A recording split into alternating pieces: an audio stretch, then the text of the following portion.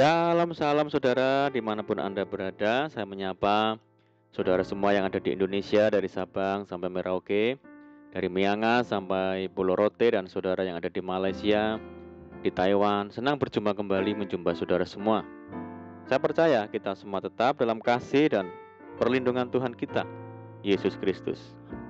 Selamat datang kembali di channel Pokok Anggur bersama saya, Yosia Krisbianto. Mari saudara, sebelum kita bersama-sama merenungkan firman Tuhan, terlebih dahulu kita akan berdoa. Bapa di surga, Bapa yang baik, Bapa di dalam nama Tuhan Yesus, kami bersyukur buat segala kebaikan-Mu hari ini ya Tuhan. Terima kasih buat penyertaan Tuhan yang sempurna bagi kami hari ini.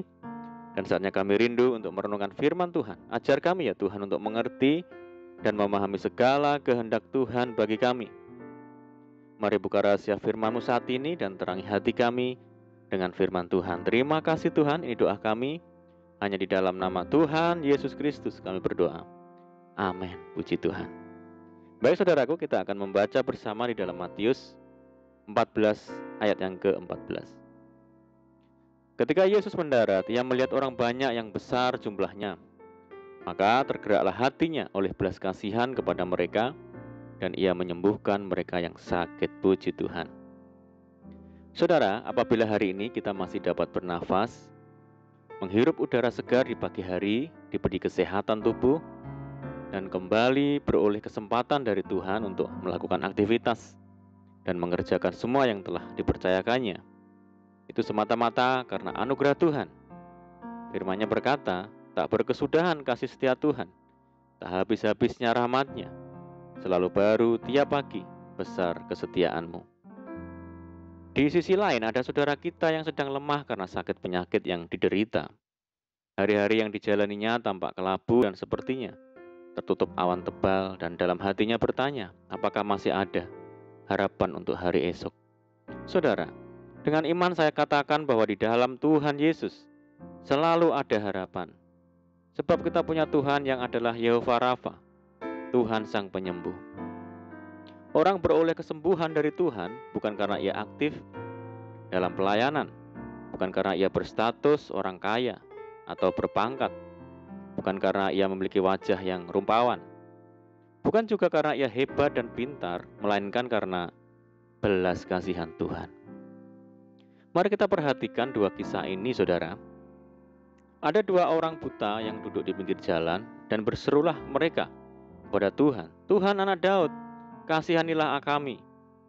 Lalu tergeraklah hati Tuhan oleh belas kasihan. Lalu ia menjamah mata mereka, dan seketika itu juga mereka melihat lalu mengikuti dia. Juga seorang sakit kusta datang kepada Tuhan dan berlutut di hadapannya. Kalau engkau mau, engkau dapat mentahirkan aku. Maka tergeraklah hatinya oleh belas kasihan. Lalu ia mengulurkan tangannya menjamah orang itu. Seketika itu juga lenyaplah penyakit kusta orang itu dan ia menjadi tahir. Puji Tuhan. Saudara, belas kasihan Tuhan adalah pintu menuju kepada kesembuhan dan pemulihan. Mungkin bukan fisik kita yang sakit, tapi ekonomi kita sedang sakit, hubungan suami istri sedang sakit, pelayanan kita sedang sakit, pekerjaan kita sedang sakit. Tak ada jalan lain selain kita harus datang kepada Tuhan dengan penuh kerendahan hati dan memohon belas kasihan-Nya. Firman Tuhan berkata, aku akan menaruh belas kasihan kepada siapa aku mau menaruh belas kasihan, dan aku akan bermurah hati kepada siapa aku mau bermurah hati. Hal ini menegaskan bahwa hati Tuhan penuh dengan belas kasihan, saudara. Dan Tuhan menegaskan bahwa siapapun bisa merasakan belas kasihan Tuhan. Saudara, ada seorang janda di kota Nain yang menghadapi kematian anaknya. Janda tersebut terus menangisi kepergian anak laki-lakinya. Tangisan janda tersebut mau menyatakan ketidaksanggupan atas kehilangan anak satu-satunya yang ia miliki. Janda tersebut sadar telah kehilangan anaknya yang dikasihi untuk selama-lamanya. Tetapi apakah mungkin ada pertolongan yang datang dan melampaui apa yang ia pikirkan? Dalam Lukas 7 ayat yang ke-13, ketika Tuhan Yesus melihat kesedihan dan air mata janda tersebut, maka disebutkan bahwa hati Yesus tergerak oleh belas kasihan. Lalu Tuhan Yesus menghampiri usungan itu dan menyentuh keranda jenazah sambil berkata, "Hai anak muda, aku berkata kepadamu, bangkitlah." Dengan perkataan Tuhan Yesus tersebut, anak muda yang telah mati itu menjadi hidup kembali. Puji Tuhan. Saudaraku, saat ini jikalau kita mengalami sakit, baik sakit secara fisik, sakit dalam ekonomi, rumah tangga, pekerjaan, mari kita datang kepada Tuhan dengan kerendahan hati. Mohon belas kasihan Tuhan bagi kita masing-masing.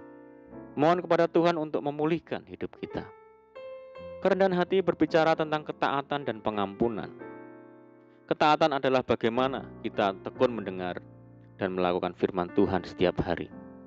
Pengampunan adalah saat kita bisa menerima diri kita sendiri dan mengampuni kesalahan orang lain, seperti Tuhan sudah mengampuni kita.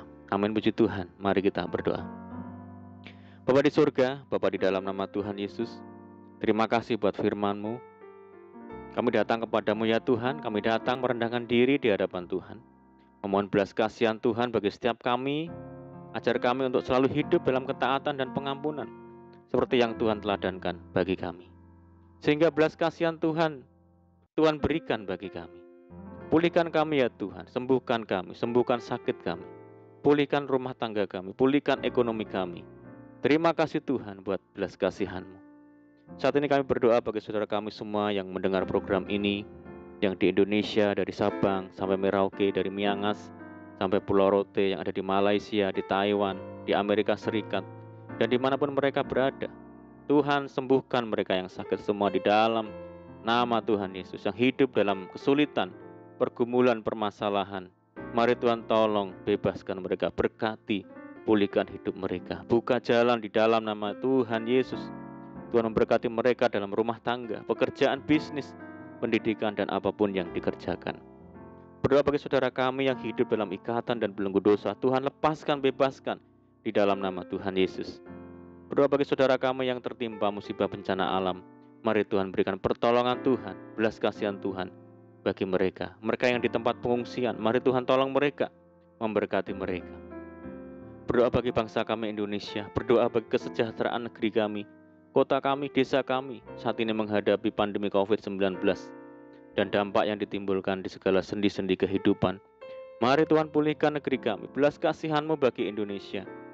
Berdoa bagi saudara kami yang dirawat maupun yang isolasi mandiri karena terpapar virus COVID-19. Mari Tuhan sembuhkan, hanya di dalam nama Tuhan Yesus pulihkan. Dan kerinduan kami mohon belas kasihan Tuhan, kiranya pandemi global ini segera berakhir sehingga kami kembali lagi hidup normal dan menjalankan aktivitas secara normal kembali. Terima kasih Tuhan. Ini doa kami percaya Tuhan mendengar seruan doa kami. Hanya di dalam nama Tuhan Yesus kami berdoa. Amin. Puji Tuhan saudara, kita sudah berdoa. Saya percaya saat ini kita dikuatkan dan diberkati. Mari saudara kita tetap semangat di dalam Tuhan, jangan berputus asa, tetap berdoa, bersuka cita senantiasa, sebab di dalam Tuhan kita sanggup melakukan segala perkara. Selamat malam dan selamat beristirahat. Doa saya menyertai saudara semua, Tuhan Yesus memberkati. Haleluya.